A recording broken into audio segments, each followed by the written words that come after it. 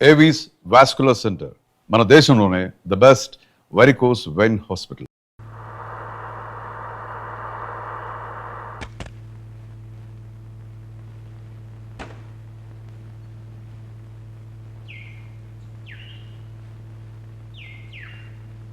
జరగాలండి మీకు. సారీ, ఈ ఇల్లు మీరు కొన్నామండి మొన్న. ధర్మారావు గారు ఎక్కడ ఉన్నారు చెప్పగలరా? ఎక్కడ తోటలో ఉన్నారండి. Taxi taxi taxi up, reverse వెళ్ళి.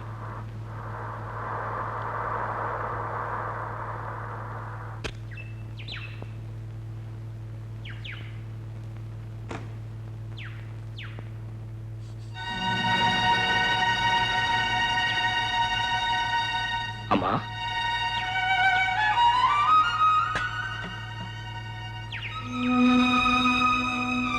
మన ఇల్లు ఎందుకు అమ్మాల్సి వచ్చింది? మాట్లాడవేమ్మా. మన ఇల్లు మీ తోటలో ఉండాల్సిన కర్మ ఎందుకు పట్టింది? చెప్పమ్మా, అసలు ఏం జరిగిందో చెప్పమ్మా.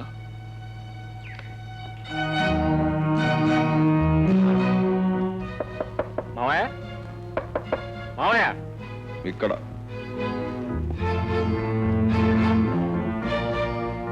మా నాన్న నువ్వు విడిపోయారా? అవును, ఎందుకని? పరిస్థితులు అలా వచ్చాయి. ఏమిటా పరిస్థితులు? ఎందుకు అలా వచ్చాయి? ఏముంది, టైం బాగోక. ఎవరి టైం బాగోక? ఇద్దరి టైము. ఇద్దరికీ బాగుండకపోతే మీరు మాత్రం ఎందుకు బాగుండాలి? ఆయన మాత్రం ఎందుకు చెడిపోవాలి? అతను సన్యాసి అయిపోయాడు కనుక నేను సన్యాసి అయిపోవాలా? ఆయన ఎందుకు అయ్యారు? నెత్తి మీద శనిగాడు కూర్చున్నందువల్ల. కాదు, నీ స్వార్థం ఆయన నెత్తి మీద కూర్చుంది కాబట్టి. సర్లే వెళ్ళు. నిజం తెలుసుకోకుండా నేను ఇక్కడి నుంచి వెళ్తాను నువ్వు కల్లో కూడా అనుకోవద్దు. ఇద్దరూ సమాన భాగస్వాములుగా వ్యాపారం చేసినప్పుడు లక్షల నష్టం వస్తే ఇద్దరికి సమానంగానే రావాలి. ఆయనకు మాత్రం ఎందుకు వచ్చిందో నువ్వు చెప్పి తీరా.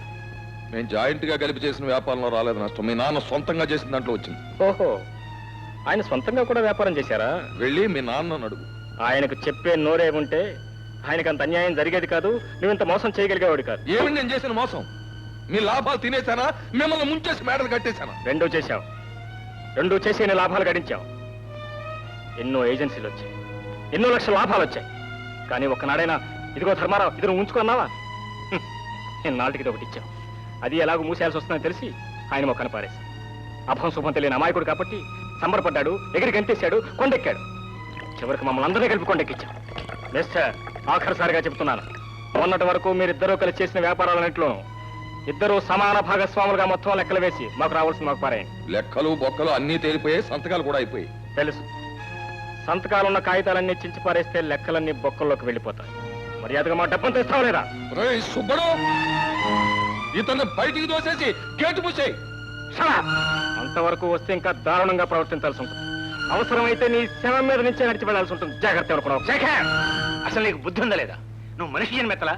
ఎవరా ఎక్కడికి వెళ్ళమంది? ఎందుకు వెళ్ళావు? చేసిన అన్యాయానికి సమాధానం చెప్పమని అడగటానికి. ఏ నువ్వే అడగాలా? నేను అడగలేనా?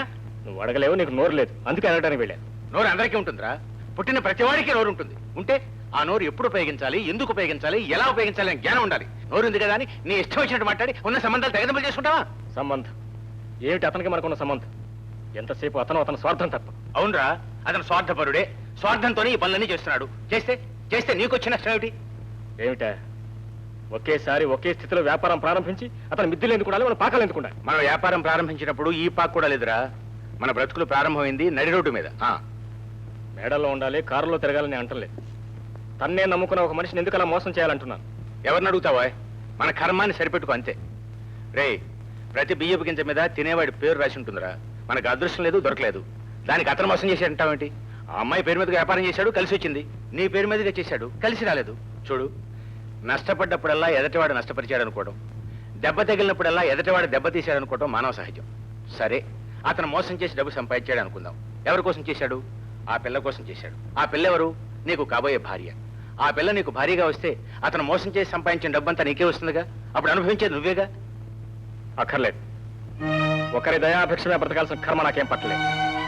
నిజంగా అంత కర్మ పట్టిన రోజున అతను అక్కర్లేదు, అతను కూతురు అక్కర్లేదు, అసలు పెళ్లి అక్కర్లేదు.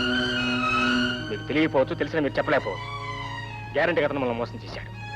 లేకపోతే ముందుగా ఫామ్ పేరు తీసుకుని ఆ తర్వాత నష్టం వస్తుందని తెలిసి నా పేరటే మార్చాడు. ముఖ్యంగా మనతో తెగతింపులు చేసుకోవాలనే ఉద్దేశంతోనే ఇలా బిహేవ్ చేసుకుంటాడు. ప్రియా, ఏమిటమ్మా? అవునత్తయ్య, బావ ఎప్పుడు వస్తాడని ఎదురు చూసినంత సేపు పట్టలేదు విడిపోవటానికి. అది వాళ్లకు సంబంధించిన విషయాలు. కాదత్తయ్య, బావ చెప్పిన దానిలోనూ నిజం లేకపోలేదు. నాని సంబంధం తెగతింపులు చేసుకోవటానికే ప్రయత్నిస్తున్నాడు. ప్రియా, అది మాట్లాడటానికే వచ్చాను. నాకు వేరే సంబంధాలు చూస్తున్నారు. నన్ను బలవంతంగా కాళ్ళు చేతులు కట్టైనా సరే నాకు వేరే సంబంధం చేయాలని చూస్తున్నారు. బావ గట్టిగా నిలబడితేనే తప్ప బావకి నాకు పెళ్లి కాదు. వద్దమ్మా, బాధపడకు. ఈ వేడి కొద్దిగా తగ్గని రాత్రి వాడితో నేను మాట్లాడతానుగా.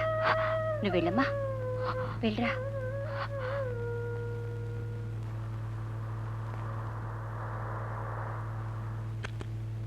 బాబు దిగండి దిగండి. చూసారా? ఓహో, పదండి, రండి. ఏంటి ఇదంతా బిల్డింగే? ఇదంతా ఎంత బాబు? ఇంత, ఇంకా ఎంతో ఉంది. త్వరగా చూపించవయ్యా. పదండి.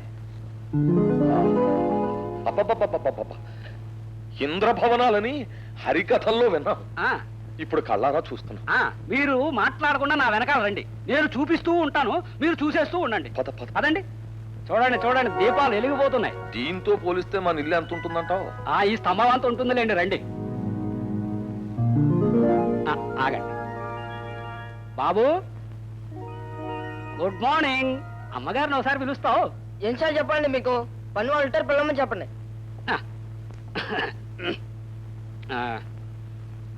అమ్మాయి, పాపా, ఏమిటండి? అమ్మగారిని ఒకసారి పిలువమ్మా. కూర్చోండి, పిలుస్తాను. కుర్రాడేమిటయ్యా మరీ గడుగ్గాయిలా ఉన్నాడు? ఉన్న స్థితి ఏమిటే మరి? ఇంత కుర్రాడే అంత ఫోర్స్గా ఉంటే అసలు నా కాబోయే అల్లుడు ఎలా ఉంటాడా అని నా బెంగ. ఆయన గిడుగ్గాయలాగా ఉంటాడు. ఓసారి కాళ్ళకి చూపించవయ్యా.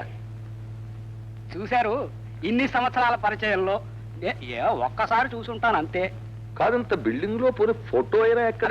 ఫోటో దిగరలేండి. నమస్కారం అమ్మా. నమస్కారం. అమ్మా.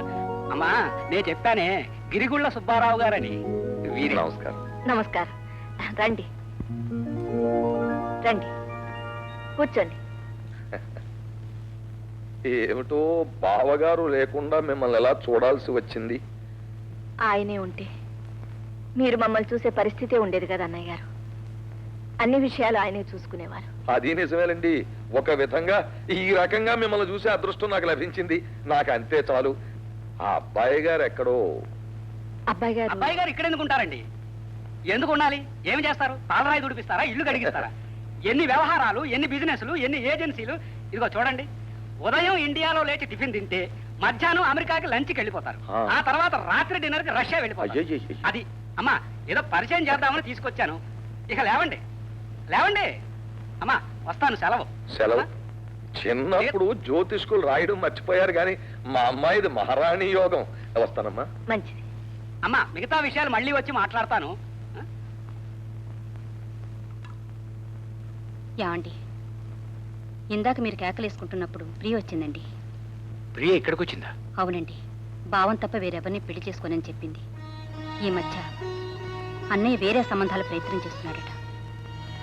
కోపం వచ్చినప్పుడు ఒకరికొకరు సర్దుకుపోవాలి కానీ ఇంత పట్టుదల ఎందుకండి? మీరు కానీ అబ్బాయి కానీ ఒకసారి వాళ్ళ ఇంటికి వెళ్ళి మాట్లాడొస్తే బాగుంటుంది. అయ్యా, అయ్యగారు వచ్చారు. ఏ అయ్యగారు? ధర్మారావు గారండి. ఎందుకట? తెలియదండి.